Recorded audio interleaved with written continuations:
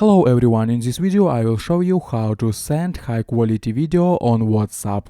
Basically it's pretty easy, just follow the steps I do to not make any mistakes. So we all know that if you send photos or videos via WhatsApp, the recipient's quality will be worse than it actually is. So today we will learn how to send photos or videos in the best quality.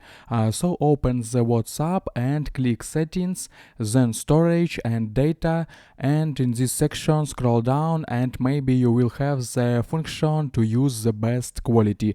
If you have it, then be sure to turn it on. Many people do not have it, including me.